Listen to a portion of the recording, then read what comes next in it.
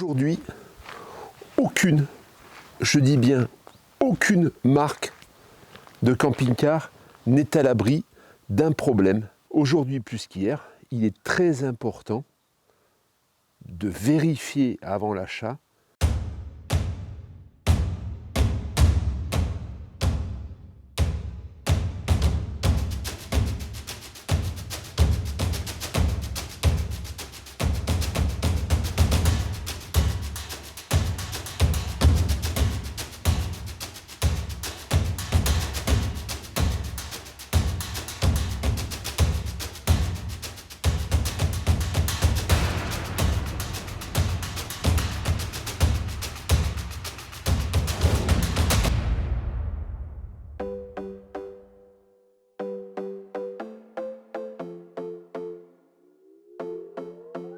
Another broken plate, another called off date. We never seem to get it right. Another heart attack, words that we can't take back. We are the reason opposites attract. Once you slam the door on the second floor, I regret it all. When I think it through, I can't help the way I feel for you. You make me lose my mind like all the time. It still feels right. Stuck in an endless fight like every night. It still feels right. Even the words can sting. I wouldn't change a thing, 'cause without you everything means nothing. You make me lose my mind like all the time. It still feels right. Vélo pliant, comme tu l'as vu dans l'intro, vélo pliant, performant, avec des roues, des jantes style fat bike. Le retour que je vais te faire tout de suite, c'est le confort en fait. Il est hyper confortable, la suspension elle est vraiment moelleuse, vraiment très confortable par rapport à tous les vélos qu'on a eu, je trouve, et ça reste un vélo pliant. Donc vélo pliant que tu peux loger dans ta soute. Cadre en magnésium, aluminium, magnésium, c'est un alliage d'aluminium en fait. Comme tu l'as vu, je l'ai déplié très facilement. Tu as une selle carrément qui prend la forme des fesses. On a des poignées qui sont plutôt confortables. On a sur ce vélo, mais ça peut se désactiver, un accélérateur. Ça veut dire que tu peux t'en servir comme une mobilette. C'est pas la législation en France. Tu peux très bien ne pas le mettre. Des freins à disque, hydraulique. Et alors là, c'est pareil, au niveau du freinage, ça freine très bien. Le vélo est tout neuf, mais les freins, ça fonctionne parfaitement bien. J'ai même été impressionné par le freinage. La fourche donc se bloque à l'avant. On a un feu, tu vois, qui est plutôt sympa, qui est en réglage feu de jour, il est toujours lumineux. Et quand arrive la nuit, eh bien, tu as la lentille qui s'éclaire. On est sur des roues de 20 pouces, c'est de la jante de 20 pouces par 4 de large. Le dérailleur 7 vitesses, on retrouve toujours plus ou moins les mêmes. Les gâchettes, donc c'est du push-pull, c'est ici. Et ensuite, on a un tableau de commande qui est programmable, sur lequel tu peux avoir 3 vitesses différentes, 3 assistances différentes, 5 assistances différentes ou 9 assistances différentes. Ce vélo est bridé d'origine à 25 km/h. Donc, il répond parfaitement à la législation. À l'arrière, tu vois, on a un petit feu. Est-ce qu'il fonctionne avec les freins? Non. C'est juste un feu qui va s'éclairer la nuit, que tu vas allumer la nuit manuellement, mais il n'est pas relié au freinage. Comme tu l'as vu sur la vidéo, on a même les pédales qui se plient. Tu vois, on peut plier les pédales pour éviter qu'elles viennent gêner quand tu ranges le vélo. Il marche super bien. On va faire un petit essai routier. Au niveau technique, j'ai rien d'autre à te dire. On a une batterie 48 volts. Il est donné pour 128 km d'autonomie. Ça dépend un petit peu de l'utilisation. Comme moi, je l'utilise, ça va être certainement beaucoup moins. Il peut rentrer couché, il peut rentrer comme tu le souhaites. Il suffit de dévisser la grosse vis qui est ici, tu vois. Voilà, on a une grosse vis là. Débloquer, ce qu'il est débloqué, j'en sais rien. Et on a la potence ici, qui se débloque ici. Et donc, tu peux ensuite plier la potence. Le vélo se plie en deux. Une cale pour pouvoir le reposer au moment où il est plié, bien sûr. Et ensuite, tu le couches, tu enlèves la selle si tu veux, tu rentres la selle, tu peux rentrer le guidon également s'il est trop haut, si tu veux que ça prenne moins de place et que ce soit plus compact, mais tu peux également le laisser sorti. Il y a un porte-paquet sur lequel tu peux arrimer des choses, il y a des accessoires qui viennent éventuellement dessus, tu peux y mettre des sacoches si tu veux, les parois là, qui permettent de mettre une sacoche, un petit top case, voilà, ce que tu veux. Hein. Il peut supporter 180 kg. Alors le mien, il n'est pas bridé, hein, je l'ai débridé. Il y a une procédure pour ça et c'est dans le tableau. Hein. On débride électroniquement et ensuite le vélo, eh bien, il est plein de puissance. C'est bien sûr réservé aux circuits de grande vitesse et en hors-piste. Hein, parce que normalement, tu n'as pas le droit de débrider ce vélo sur la voie publique. C'est parti pour une petite balade avec ce vélo électrique, ce vélo pliant électrique, UI Bike. Je te donnerai le modèle après parce que là, alors bon là tout de suite, à chaque fois que je monte dessus, je me dis mais qu'est-ce qu'il est confortable. Voilà, l'assistance commence au moment où tu appuies sur les pédales. Si tu appuies pas sur les pédales, eh bien tu n'as pas d'assistance sauf quand tu utilises la gâchette. Gâchette qui, je te rappelle, n'est pas autorisée en France. Quand tu pédales, là je suis en première vitesse, tu vois je suis à 12 km/h, 13 km/h et je suis obligé d'appuyer sur les pédales. On va mettre maintenant la deuxième vitesse. Là ça va un petit peu plus vite. Et là, on commence à monter. Et là, tu vois, voilà, j'atteins vite fait les 31 km/h. Ce qui est déjà prohibé. Ça veut dire que là, moi, je suis en débridé. Donc voilà, tu vois, là, je monte à 29. Je suis en deuxième vitesse. Je monte à, voilà, j'arrive à 27. Je vais mettre maintenant la troisième vitesse où là, je vais encore un peu plus vite. Alors en fait, tu pédales à peine. Hein, voilà, je suis à 33, 34. Allez, on va mettre les 5. Alors, tu moulines pas mal quand même. Hein. Tu moulines pas mal quand même. Là, je suis à 37. Je pourrais aller plus vite. Mais bon, j'ai pas envie. C'est presque... voilà. Quand tu t'arrêtes de pédaler, ça s'arrête immédiatement. Quand tu freines, ça s'arrête immédiatement. Ça, c'est une sécurité. Voilà, tu vois. Et là, il y a 2-3 tours de pédale avant que la puissance revienne. Je sais pas si tu me vois bien. La caméra, elle bouge pas mal. Voilà, donc là, tu vois, on est en train de pédaler. Donc là, je suis en train de monter. Cette fameuse cote à 17%. Et là, je la monte pour le moment. Je suis à 24,5. Et là, je commence à devoir appuyer un petit peu. 23,4. Là, je commence à devoir appuyer un petit peu. Mais bon, je monte à 23 hein, quand même, hein, sans forcer en fait. Juste en pédalant un petit peu. Si j'actionne la gâchette... Bah tu vois, je monte quasiment pareil, mais un petit peu moins, 21, 20, 20, 21, voilà, là, je grimpe cette côte-là et on va arriver en haut à 17 km/h. Pour un petit vélo pliable comme ça, je trouve que c'est pas mal. Alors, j'ai pas touché au réglage de suspension et ça me convient très bien. Franchement, voilà, on a moyen de les ajuster, mais là, c'est super.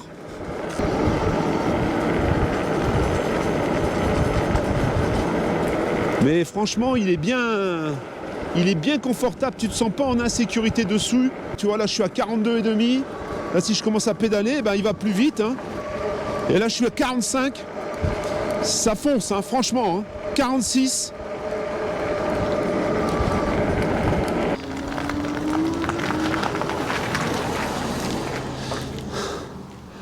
Comme il est bien amorti, tu te mets pas en danger. Franchement, ce vélo, il est vraiment bien équilibré.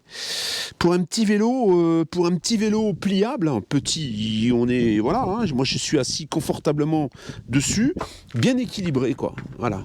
Le seul truc, bon voilà, c'est que quand tu commences à pédaler, ben l'assistance ne marche pas tout de suite.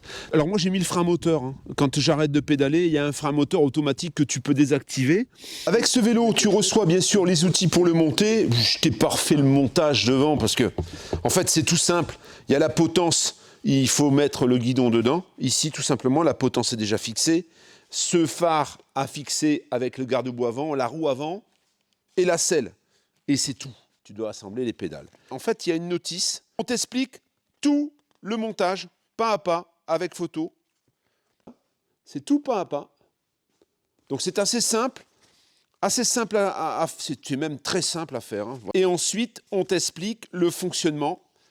On t'explique comment il faut le plier et on t'explique le fonctionnement du vélo avec toutes les particularités, la gâchette, la batterie, comment démonter la batterie. En fait, la batterie est dans le cadre et tu démontes la batterie quand le vélo est plié, bien sûr, si tu veux démonter la batterie. Hein. Il y a pour cela d'ailleurs les clés qui sont fixées, que moi je n'ai pas enlevées, mais voilà, tu as des clés pour pouvoir enlever la batterie. On t'explique comment il faut charger, on t'explique comment il faut faire fonctionner le compteur et on t'explique tous les sous-menus pour le paramétrer si toutefois tu avais envie de le paramétrer. Tous les codes sont ici et toutes les manipulations sont dessus également. Très pratique, hein, franchement très pratique. Tu as ensuite les petits problèmes que tu peux rencontrer pendant la durée de vie de ce vélo avec les solutions. Ce vélo coûte normalement 1 599 €. On le voit d'ailleurs quand on regarde sur ce qu'on fait une recherche sur le net pour ce vélo, avec mon code en principe, et là on le verra, tu auras le code promo ici et le lien qui est ici, tu devrais le payer moins cher. J'ai cru comprendre 1 399, 1 400, donc il fait presque 1 600 et il descendrait d'environ 200 €. Donc n'hésite pas à utiliser mon code, il est en description également. Je pense que c'est un vélo qui te rendra d'énormes services, surtout si tu dois le transporter, tu dois le mettre dans ton coffre de voiture, tu dois le mettre dans ton coffre de camping-car et tu n'as pas de garage, tu as plutôt des soutes, ben là en effet c'est très pratique. Alors au niveau du poids, avec sa batterie, c'est 35 kg. Et le poids sans sa batterie, c'est 31 kg. Un vélo électrique avec des grosses roues, forcément, t'as pas trop le choix. Hein.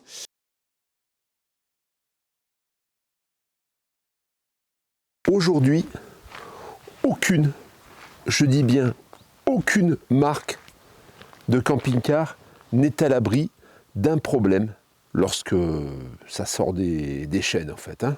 Lorsqu'il est livré au client, il n'y a aucune marque qui peut s'enorgueillir de dire aujourd'hui, nous on n'a eu aucun problème avec notre véhicule neuf. Aucun. Voilà, il n'y a aucune marque qui peut le dire. Donc, aujourd'hui plus qu'hier, il est très important de vérifier avant l'achat que la marque que tu achètes fait respecter le service après-vente au mieux. Ça veut dire que fait respecter le service après-vente parce que ce n'est pas eux qui vont faire le service après-vente en direct. Ça passe par ton concessionnaire. Et c'est ton concessionnaire qui va gérer la défaillance. Et je peux te citer tout un tas de marques, les retours que j'ai. Il n'y a pas une seule marque aujourd'hui qui n'a pas eu des soucis d'après-vente sur ses véhicules. Des marques même haut de gamme, comme par exemple Niespan Bischoff, où par exemple un utilisateur se rend compte qu'ils ont oublié de mettre un joint au niveau du skydome principal, du grand lanterneau, tu vois. Et à la première pluie, ça commence à pleuvoir dedans, le véhicule est tout neuf.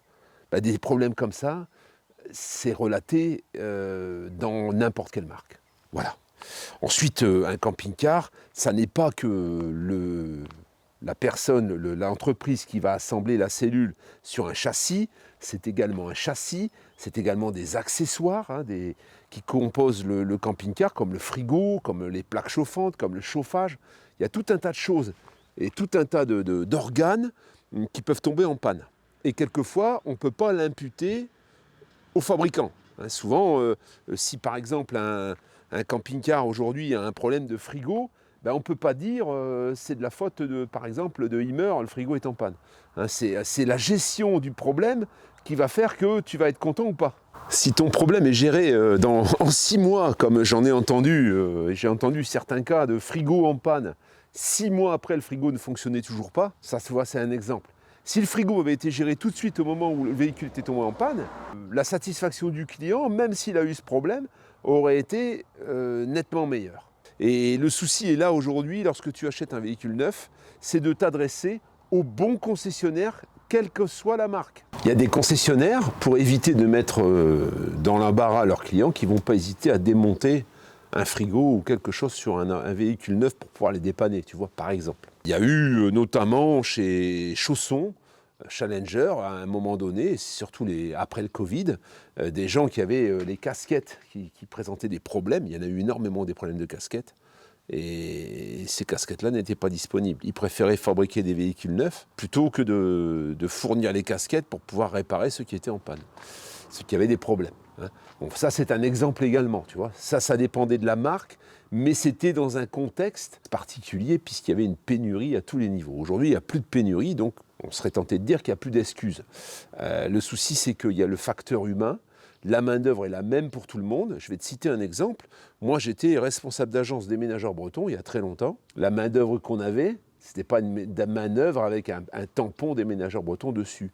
Donc nous, on avait beau vendre notre produit en disant que toutes tes assiettes et tout était tes couverts et tout était emballé dans des barrels spécifiques. On avait des valises avec de la mousse pour pouvoir mettre les choses pour pas qu'elles cassent. Tu avais un service que tu payais plus cher, mais en définitive, le déménageur qui travaillait chez nous, déménageur breton, il travaillait également chez le petit déménageur du coin en emballant tout à l'arrache.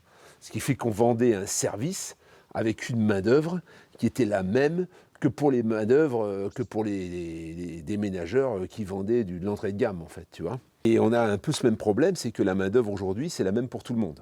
On va avoir une main-d'œuvre plus rigoureuse en Allemagne, on va avoir des gens qui vont soigner un peu plus leur travail. C'est ce qui fait la différence aujourd'hui de la qualité allemande. Hein. Voilà, ça je tenais à le dire parce que ça fait une différence. Mais malgré que la qualité allemande, voilà, on peut parler de qualité allemande hein, dans beaucoup de marques, ben, quelquefois on peut quand même avoir des problèmes. Et on en a quand même des problèmes. On en a quand même, parce qu'un camping-car, c'est un assemblage de pièces assez important, et il peut y avoir dans cet assemblage des pièces qui tombent en panne. Donc la première chose à faire quand on achète un camping-car neuf, c'est de s'inquiéter à qui on va l'acheter. Pour cela, les Google aujourd'hui, tout le monde est quasiment sur Google, et tu as souvent des avis. Les avis sont souvent, les bons avis sont rarement mis on met rarement un bon avis quand on est content. On met souvent un mauvais avis quand on est mécontent. Et il faut garder à l'esprit que les avis qui vont être donnés, ça va forcément être des avis négatifs. Il faut lire la réponse de la personne intéressée. Si la personne ne s'intéresse pas trop à ce qui est dit sur les avis et qu'elle ne se donne pas la peine de répondre, c'est qu'il y a peut-être un gros fond de vérité dans ce qui est écrit.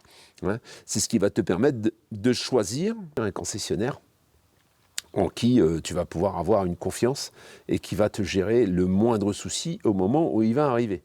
J'ai un exemple à te donner tout simple. J'ai dans mes connaissances un abonné qui est un ami qui a commencé par acheter un Le Voyageur. Voilà, alors il avait déjà eu avant Le Voyageur, il avait déjà eu un camping-car, mais il a acheté un Le Voyageur neuf sur lequel il a tout de suite eu de nombreux problèmes.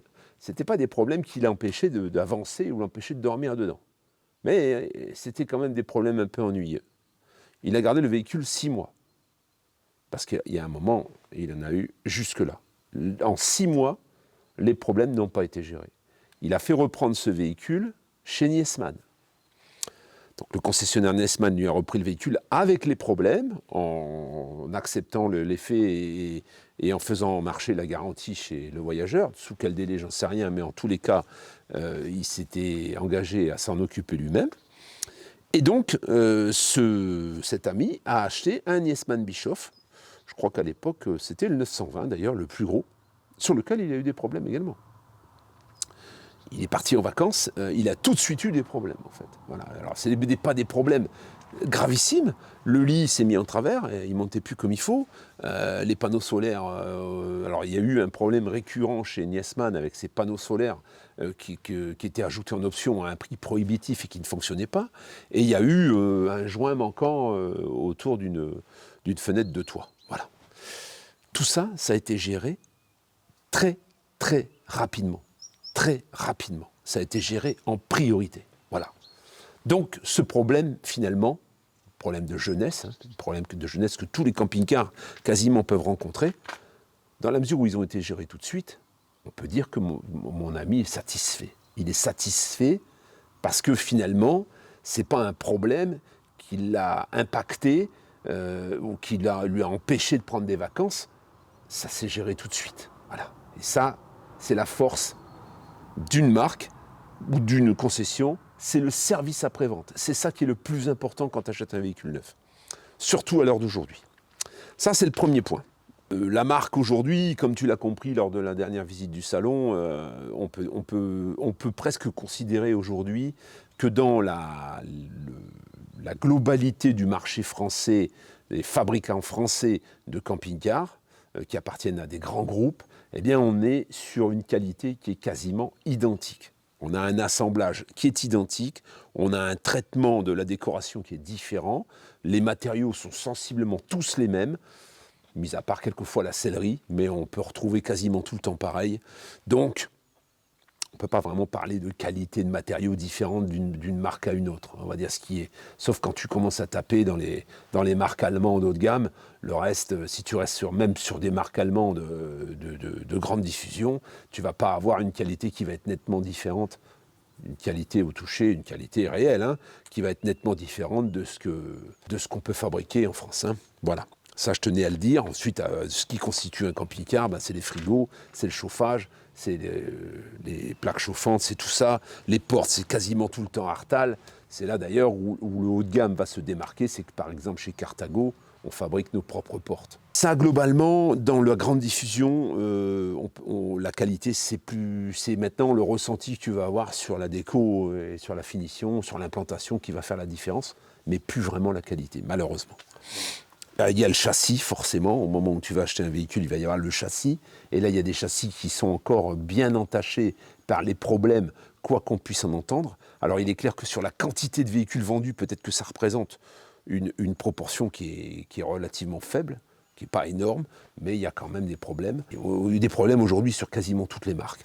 Et c'est là où il faut être très vigilant également, parce qu'il y a des problèmes qui sont nettement plus impactants que d'autres. Un moteur qui casse, et qui était équipé d'une chaîne de distribution, il y a tout qui explose. Donc forcément, au moment où tu vas devoir, si la garantie, si ton véhicule a plus de 2 ans et qu'on ne te le prend pas en garantie, ouais, dans la merde en fait. Hein, ça veut dire que tu vas devoir faire remplacer le moteur à tes frais. Un moteur aujourd'hui, en moyenne, dans des marques comme Ford, par exemple, ça va coûter une quinzaine de mille, facile. Donc ça, c'est un second problème où selon la durée, le temps que tu vas garder le véhicule, si le véhicule est garanti 2 ans, si le constructeur du porteur garantit 2 ans son porteur, et que tu as un porteur concerné comme un Ford, vaut mieux, au bout des 2 ans, l'envoyer en reprise et changer de véhicule. Hein.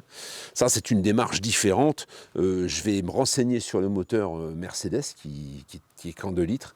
J'aimerais bien avoir des retours. Je sais que chez Mercedes aujourd'hui, sur les voitures, il y a pas mal de problèmes. Donc, j'espère que ça ne va pas être le cas des utilitaires, parce que les utilitaires, il y a des gens qui travaillent avec ces véhicules. Hein. Toi, tu vas l'utiliser dans ton camping-car, mais il y en a certains, ils font de la messagerie avec. Hein.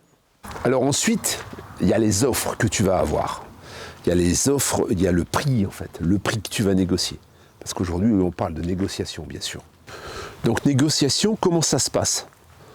On l'a vu sur le salon, on fait des offres. Et on fait des offres en accessoires.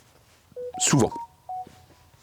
Alors toi, quelque part, tu vas te dire, de toute façon, qu'on me fasse une offre en accessoires, que je sois obligé, de toute façon, d'acheter ces fameux accessoires, ou que je me demande le prix brut et puis qu'ensuite je les fasse installer, ça revient un petit peu au même. Sauf que les accessoires, les panneaux solaires, le store, tout ce que tu vas faire installer sur ton véhicule, quand tu le fais chez le concessionnaire, tu vas le payer très cher. Tu vas me dire, il faut bien qu'ils gagnent leur vie. Mais une installation, un panneau solaire, tu prends des options, par exemple, chez certaines marques comme Niesmann Bischoff, c'est exorbitant. Les lithium, les panneaux solaires, l'installation, ça coûte une blinde.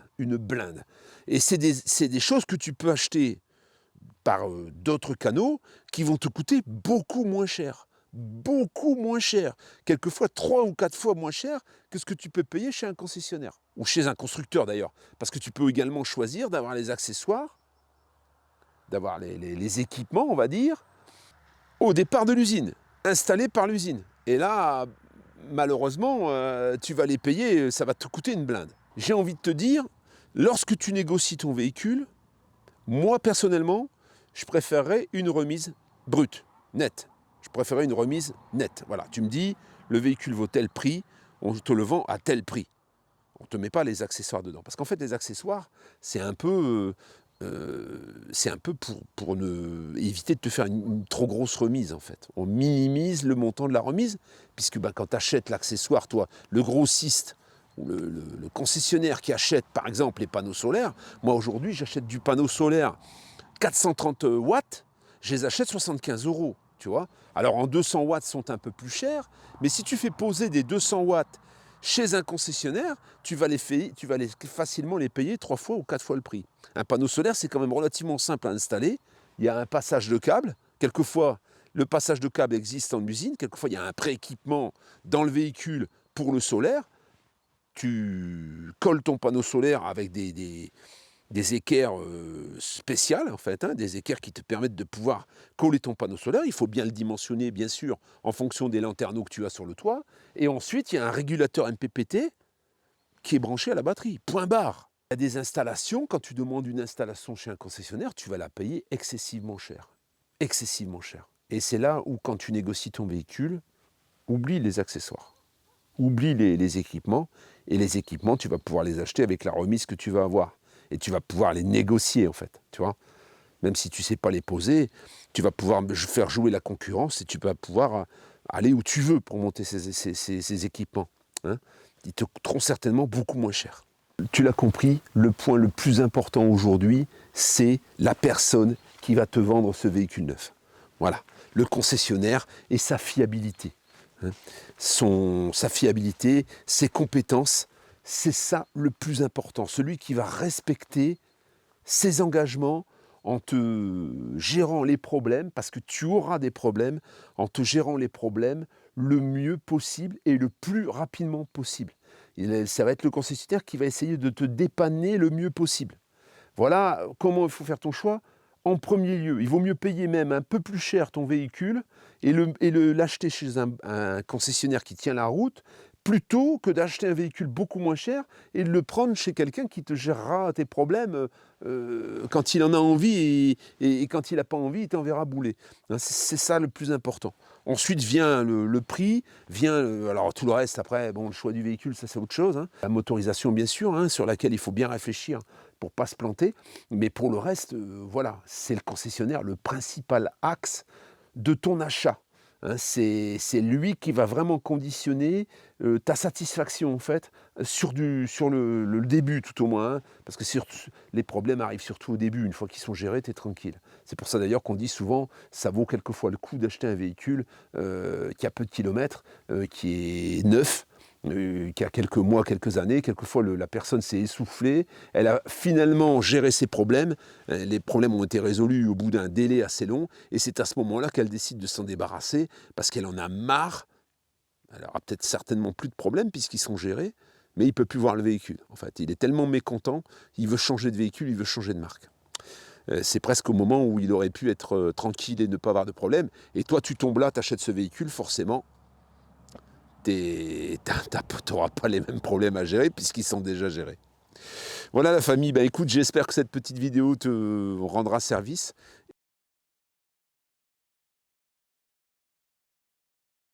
Bonjour la famille. Bonjour la famille. Moi je ne vous ai pas vu. Alors. Bon, dis bonjour. Bonjour mon petit chien. Alors aujourd'hui je demande à Eva, parce que la dernière fois, on a rencontré beaucoup de gens et tout. Il y en a beaucoup qui nous ont dit au salon, Eva, elle parle plus beaucoup. Avant, voilà, on écoutait ses sujets, on est toujours d'accord avec elle. Alors je lui dis, Eva, de quoi on peut parler aujourd'hui? Elle me dit... Et j'ai réfléchi. Vas-y. Non, parce qu'encore une fois, c'est toi qui parles. Allez, fonce. J'ai réfléchi, je dis tel sujet, non, on va se faire checker. Tel sujet, non, on va se faire checker. Tel sujet, non, les abonnés vont râler. Et du coup, ça devient compliqué. En fait, ça me fait penser vraiment au temps de communisme, qu'on n'avait pas le droit de s'exprimer. Là, ça revient vraiment qu'on n'a plus la liberté de la parole. On peut, mais après, voilà, la vidéo sera virée, alors ça n'a pas de sens. On est malheureusement obligé de tenir notre langue et de ne plus dire tout ce qu'on pense, malheureusement, parce que, en effet...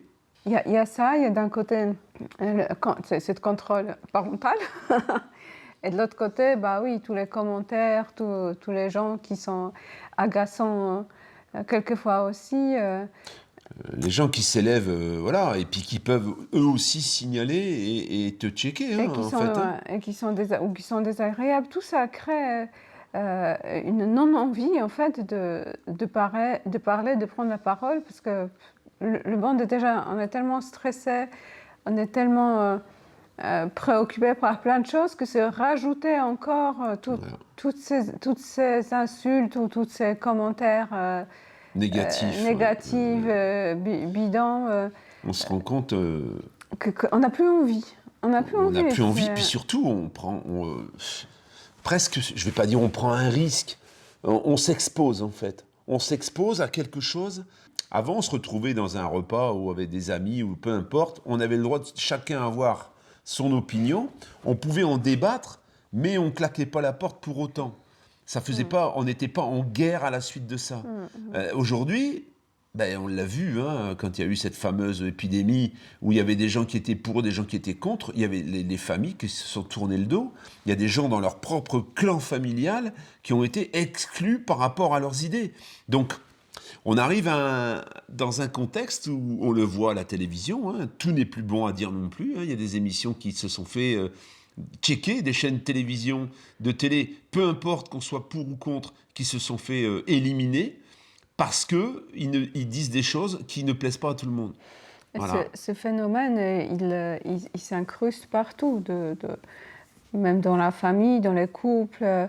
On nous dit aussi il faut être tout le temps positif, il faut voir côté positif. Et du coup, même, entre parenthèses, sur le caca, on cherche du miel juste pour être positif. Ça aussi, je trouve que c'est un peu phénomène, on appelle ça New Age.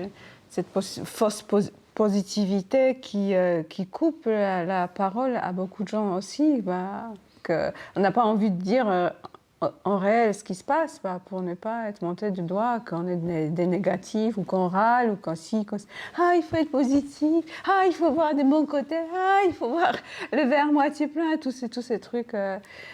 Quand il y a des guerres, on ne va pas chercher positif. Il y a des choses qui ne sont pas positives et faire clown tout le temps, je trouve que c'est fatigant quelquefois aussi. Et les gens sur YouTube, plein d'entre vous nous ont déjà dit aussi, qui ne viennent pas pour voir des choses tristes ou des choses négatives. Vous cherchez tous à vous distraire, en fait. On cherche à rêver, à faire ci, à faire ça. Et à un moment, ça devient de plus en plus compliqué de faire rêver, parce que la réalité ne fait pas toujours rêver. Oui, c'est un peu compliqué. C'est pour ça qu'on est un petit peu... ensemble fait que... On réduit en fait nos points de vue à peu de choses. Alors bon, quand c'est pour aider, comme on le fait dans le camping-car, à montrer du doigt un peu ce qui ne va pas, c'est une chose, parce que ça, c'est des faits établis. Quand on met en avant une pensée, elle peut être... voilà. Même dans les côtés mécaniques, comme Pascal fait ou d'autres... je suis déjà... Oui, on arrive à me critiquer aussi. Il y en a qui arrivent à être méchants. Sur des trucs qui sont quelquefois établis, sur des choses qui sont pas discutables même. Alors, je vois de plus en plus de gens qui parlent un peu de la politique ou des trucs, et ils coupent les commentaires même, jusqu'où ça va. Ils coupent les commentaires pour ne pas pouvoir parler librement. Pour ne pas stresser après par les commentaires. On se prépare un drôle de futur par rapport à ça. Nous, à la limite, moi j'approche, j'ai 57 ans, bientôt 58. Eva, elle c'est différent, elle est beaucoup plus jeune. Mais... En moins tout ça. Non, parce que les nouvelles générations qui arrivent, eux, ils sont déjà habitués à ce système. Ça, eux, ils ne verront pas la différence. C'est encore nos générations, peut-être encore celles d'après, qui connaissent encore l'ancien monde. Et ce qui arrive, c'est des semi-robots. Après, ce sera plus... Déjà, ils vont nous implanter la puce, là, ça va être fini complètement. Ceux qui n'accepteront pas, ils vont être mis de côté complètement. Et petit à petit, c'est ce monde de robots, des gens sans âme, qui vont prendre la place. Et oui. Et il n'y aura plus de souffrance, peut-être après, peut-être ça sera effectivement bien. Bien sûr. Ça sera le nouvel ordre mondial. Voilà. On est dans une spirale où on se rend compte quoi qu'on fasse, quoi qu'on dise, quelconque protestation de manifestation, etc., ça change pas. La ligne, elle avance. Et il y a toujours une partie des gens qui boivent ce qui est dit et ce qui est fait, et tu peux rien faire contre, en fait. Tous ceux qui sont à l'écoute de ce qu'on va dire dans leur sens, ils vont être d'accord, mais tu arrives rarement à transformer quelqu'un et à lui faire penser autre chose que ce qu'il pensait au départ, ou que ce que l'ordre, ceux qui nous commandent disent. Ils sont dedans, à fond. Il y a toujours un grain de sel, quelqu'un qui va venir faire le collabo, en fait. Hein, c'est un peu ça. Et du coup, dans la pensée, c'est la même chose. On a les gens qui suivent les paroles écrites sur du marbre, hein, et tu peux pas aller contre, tu peux pas les faire changer d'avis, en fait. Alors après, il y a plein de commentaires qui sont cool, qui sont gentils. Et même les gens qu'on a vus au salon, ils disent aussi, ne vous préoccupez pas des cons. Mais ça, c'est dans la nature de l'être humain, qu'il y a 100 commentaires positifs, il suffit un qui va être méchant. Ça, à la limite... C'est pas agréable. Les commentaires, c'est les commentaires. On a le droit de pas être d'accord. Alors, il y en a qui sont insultants. Bon, pas être d'accord, c'est pas la même chose qu'être insultant. Ou comme la dernière fois, il y en a un ou une, je sais pas ce que c'était, parce que Pascal, il m'a mis dans la pub. C'était des commentaires de jalousie, de critiques, de détournés, des trucs... C'est l'être humain, malheureusement, dans toute sa splendeur. On le voit, hein, aujourd'hui, il y a des gens, des illustres personnes dans le médical qui se sont fait interdire, là, aujourd'hui, d'exercer, par exemple. Ça va tout dans ce sens-là. On dit qu'il n'y a plus de journalistes, mais quelque part, un journaliste qui va à l'encontre de la parole unique, il se fait dégager. Donc aujourd'hui, on arrive de toute façon à discréditer des gens qui prennent la parole, et malheureusement, il n'y a plus personne qui ose prendre la parole. Et nous, si c'était que des commentaires, ce ne serait pas grave. Mais par exemple, on a fait des lives. Alors maintenant, ça y est, il me semble c'est passé. Mais il y a dû y avoir des gens qui ont signalé, en fait. Et c'est pour ça que nos lives ont été démonétisés. Parce qu'il y a des gens qui ont signalé. Alors on dit, c'est pas grave. Oui, tu peux dire ce que tu veux. Mais au moment où tu vas commencer à ouvrir ta bouche et que tu vas dire ce que tu penses, tu vas être checké tout de suite, en fait. On va te dire tout de suite, ferme ta gueule. Et pas forcément par les gens qui décident, par les gens qui te regardent. Tu vois, c'est ça le pire. C'est ça la vie. C'est la société. C'est la société, ce qu'elle est en train de devenir, malheureusement. Ça va être le mot de la fin. Qu'est-ce que tu peux dire, ma chatounette, comme le mot de la fin, tu peux dire quoi? On va bientôt manger, c'est ça? Le mot de la fin. J'ai faim. Manger. Manger. Voilà, c'est tout. Alors, comme dit Simpson, manger, faire caca. C'est ça, manger, faire caca. Voilà. Je sais qu'elle était plus trop motivée, en fait, pour parler de phénomènes de société. Et puis ça, c'est vrai que la chaîne, toi, tu l'as tourné vachement la chaîne dans le sens vachement vers le mécanique, vers ci, vers ça. C'est pas mécanique, c'est le camping-car. Hein, camping-car, voilà. Mais même, surtout quand t'es comme ça, les gens qui viennent maintenant vers la chaîne, c'est des gens qui veulent puiser des informations voilà, on a très peu. Je pense que les sujets un peu plus d'actualité ou spirituels les intéressent. C'est sûr, si on faisait des vidéos sur des sujets spirituels, on n'aurait plus personne. Hein. Il y aurait une poignée de gens. Ah si, les vidéos sur ces sujets-là marchent beaucoup. Oui, ils font que ça. Hein, Nous, notre chaîne, elle est d'abord sur la vie en camping-car, en fait. Hein, donc, c'est pas trop le sujet, mais c'est vrai que ça a apporté une pointe... en fait, il y a des choses que tu peux dire, que tu peux passer, et que tu peux peut-être faire entendre... par rapport justement au sujet qui n'était pas celui-là. Hein, mais bon, après, c'est tout le reste, hein, c'est tout ce qui est ennuyeux à côté de ça, qui nous occasionne des problèmes et des soucis, en fait. Hein, voilà. C'est tout ce qu'on avait à dire, hein, ma chatounette. Prochain sujet, là je vais te présenter un véhicule que j'ai déjà présenté et qui est remis à la vente depuis un petit moment, mais qu'on est tombé sur un enchaînement de margoulins et de gens non sérieux, donc on le remet. Donc il y aura une présentation de camping-car dans peu de temps, et on va soulever le problème des moteurs avec une expérience qui est arrivée à un abonné et d'un véhicule que j'ai filmé en plus, assez cocasse. Et on va parler des moteurs et des nouveaux moteurs comme les moteurs Mercedes, les moteurs Ford, etc. Ça, ce sera aussi dans une vidéo que j'ai déjà tournée et qui va bientôt sortir. Voilà. C'est tout, ma chatounette. C'est tout. On les laisse vaquer leur dimanche soir, regarder leur émission, le film du dimanche soir. Oui. Ciao la famille. À bientôt. À bientôt. You make me lose my mind.